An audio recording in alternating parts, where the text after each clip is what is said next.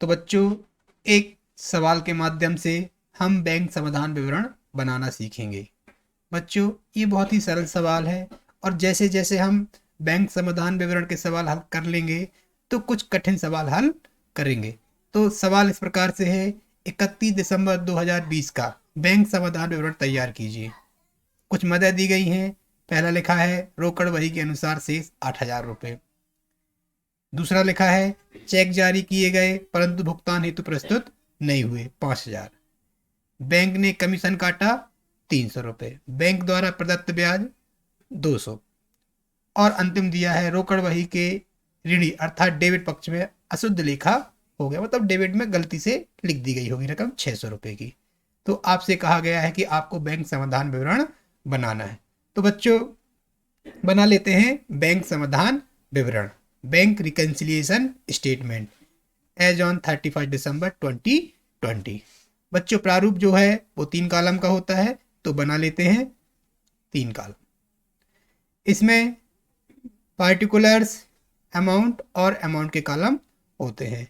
इसमें सबसे पहले शेष लिखा जाता है और शेष प्रश्न में लिखा है रोकड़ बही के अनुसार शेष। तो इस प्रश्न को हम रोकड़ बही के अनुसार हल करेंगे। तो बच्चों, लिख लेते हैं balances as per cash book. और बच्चों, यह डेबिट शेष है या क्रेडिट शेष नहीं लिखा है, लेकिन हम जानते हैं कि रोकड़ बही के अगर शेष है तो वह डेबिट शेष ही होगा, तो लिख देते हैं डेबिट शेष। अब बच्चों, इसमें कुछ मदें जोड़ ली जाएंगी और कुछ मदें घटा दी जाएंगी।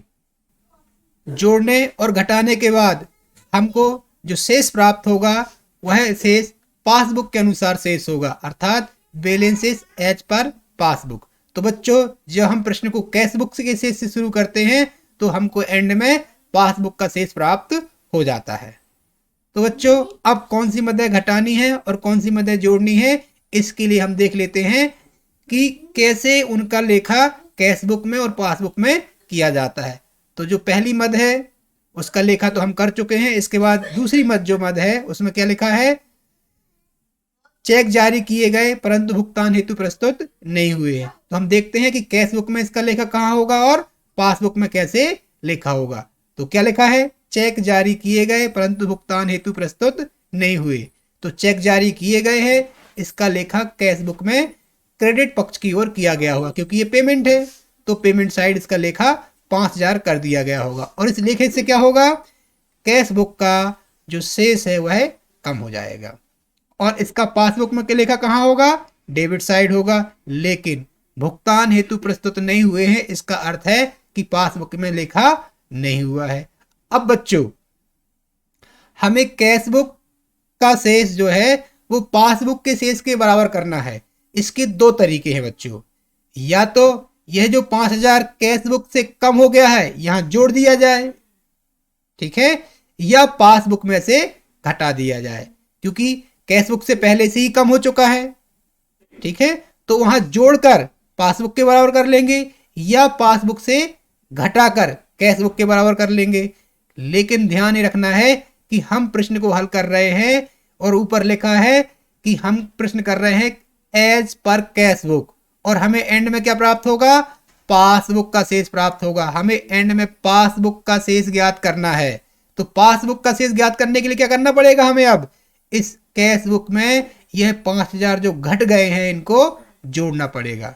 तो बच्चों, इस प्रकार से निकल के आता है कि जो सेकंड मद है 5,000 की, जो चेक जारी किए गए हैं परंतु भुगतान के लिए प्रस्तुत नहीं हुई है, यह जोड़ी जाएगी। तो लिख देते हैं जोड़नी हुए, ठीक है। तो अभी हम यहाँ लिखते जाते हैं कि कौन सी मद जोड़नी है और कौन सी मद घटानी है। बाद में हम एक साथ सारी मदों को लिख लेंगे कि कौन कौन सी मदें जोड़नी है तो उनको ऐड में लिख लेंगे और कौन कौन सी मदें घटानी है उनको लेस कर लेंगे। और इस प्रकार से फिर हमको बैलेंस एज पर पासबुक प्राप्त हो जाएगा। बैंक ने कमीशन काटा, इसका लेखा पासबुक में डेबिट साइड होगा, ठीक है, और कैश बुक में होगा क्रेडिट में। लेकिन चूंकि कमीशन काटा गया है और पासबुक में लेखा कर दिया गया है, जिससे क्या हो गया है, पासबुक का शेष कम हो गया है, लेकिन इसका लेखा कैश बुक में नहीं किया गया है।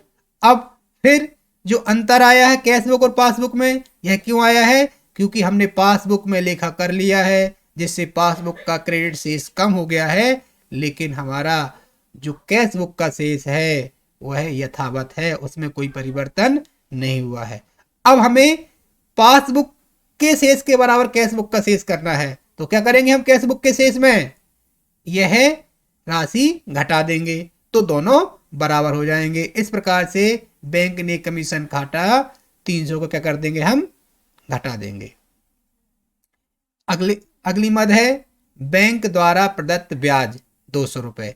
इसका लेखा पासबुक में होगा और पासबुक के क्रेडिट पक्ष में होगा और इससे शेष बढ़ जाएगा, जबकि कैश बुक में इसका लेखा नहीं हो पाया है।